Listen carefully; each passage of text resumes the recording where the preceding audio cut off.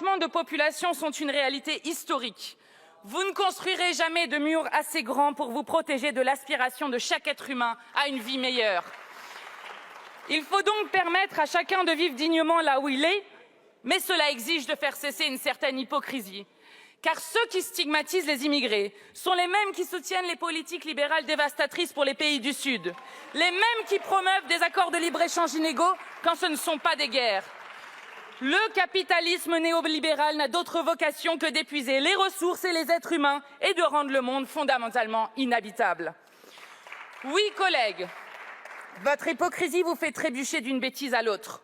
Vous êtes des hypocrites quand vous tolérez sans mal la législation sur les travailleurs détachés, mettant en concurrence des travailleurs européens dans une course effrénée vers le moins-disant social. Hypocrites quand vous serrez la vis des politiques d'immigration, rendant la vie de centaines de milliers de gens impossible, pourtant bien heureux, quand les mêmes contribuent à tenir notre pays debout pendant la crise sanitaire. Hypocrites quand vous parlez sans cesse de la valeur travail comme d'un facteur d'intégration et refusez que les demandeurs d'asile exercent un emploi pendant le délai d'examen de leur dossier.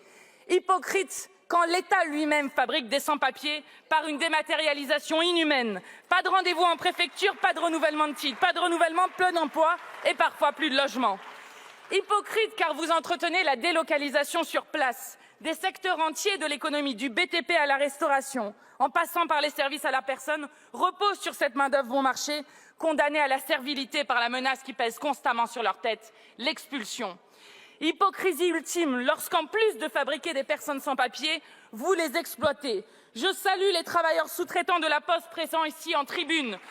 Depuis un an, ils tiennent 3 piquets de grève devant Chronopost à Alfortville, DPD à Coudray-Monceau et encore récemment devant RSI à Gennevilliers.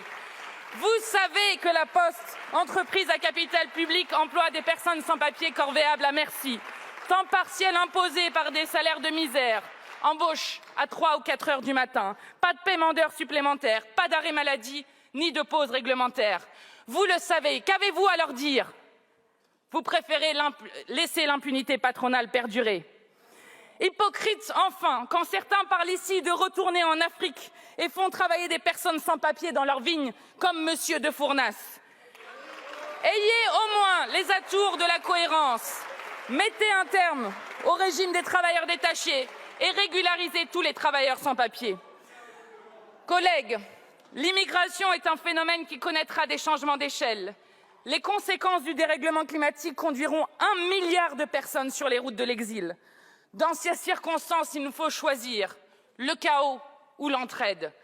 Dès aujourd'hui, l'urgence climatique exige qu'une aide financière et matérielle à la bifurcation écologique soit attribuée aux pays les plus vulnérables, fondée sur les transferts de savoir et par la reconnaissance d'un statut de détresse environnementale. La seule réponse raisonnable est d'organiser la solidarité en vue du plus grand défi que l'humanité aura à connaître. Il nous faut donc de réelles politiques publiques pour organiser l'accueil. Pour cela, la philosophie met en partage depuis des siècles un principe qui nous est précieux. Agir de telle sorte que la maxime de notre action puisse être érigée en loi universelle. Personne, collègues, n'est responsable de sa naissance dans la misère, dans un pays pauvre, en guerre ou un pays en première ligne face au dérèglement climatique. Ayez donc le courage de traiter ces personnes avec dignité, renforcer les structures d'accueil et d'hébergement. Dites à M. Darmanin de cesser la criminalisation outrancière des associations qui donnent juste à boire et à manger aux exilés à Calais. Abolissez l'infâme délit de solidarité. Mettez un terme à l'enfermement des enfants dans les centres de rétention. Interdisez enfin les tests osseux.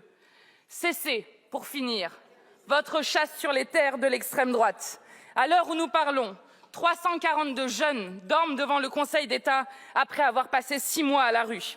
Ils veulent aller à l'école, mais Monsieur le ministre Darmanin est trop occupé à montrer les muscles. Les politiques d'immigration ne peuvent pourtant être réduites au giron sécuritaire. Elles doivent inclure la santé, l'éducation, la culture, la lutte contre les discriminations et être articulées sur le long terme. Et avant toute chose, Madame la Première ministre, il faut que tout le monde dans ce pays puisse vivre dignement. Lorsque vous détruisez les services publics, ce sont les personnes les plus pauvres que vous sanctionnez en priorité et parmi elles, les derniers arrivés en France. Vous ne parviendrez pas à faire diversion en ce qui concerne les conditions matérielles d'existence du peuple. La colère qui gronde ne sera jamais dissipée avec des lois pointant des boucs émissaires. Vous voulez rétablir l'ordre? Abandonnez votre réforme des retraites, bloquez les prix, augmentez les salaires et partagez les richesses. Pour le reste, collègues, la France a pour promesse liberté, égalité, fraternité. Chacun peut en faire le serment. C'est le propre d'une nation universaliste. J'achève avec ces mots. Nous sommes dans l'eau. Aidez-nous, s'il vous plaît. Nous sommes en train de mourir. Nous sommes dans la mer, dedans. Il fait froid. Ce sont les derniers mots prononcés par l'une des 27 personnes exilées mortes dans une traversée de la Manche en 2021. Parmi elles, une petite fille de 7 ans. Il leur a été répondu « Oui, mais vous êtes dans les eaux anglaises ». Collègues, j'alerte. Il serait erroné de ne voir dans cette réponse qu'une faute individuelle, sans percevoir la longue entreprise collective de déshumanisation raciste qui l'a rendue possible. Tant de paroles ont alimenté ces dernières années.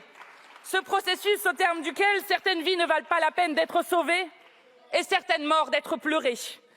Cette tragédie est l'aboutissement de politiques dont le paradigme est toujours la sévérité contre tout soupçon de laxisme.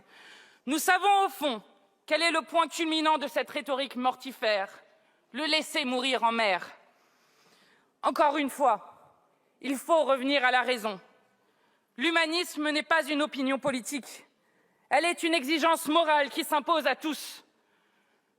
Ceux que la mort des autres ne foudroie plus s'écartent de notre commune humanité. Je vous remercie. La parole est à Monsieur Pierre-Henri Dumont pour le groupe Les Républicains pour une durée de 5 minutes.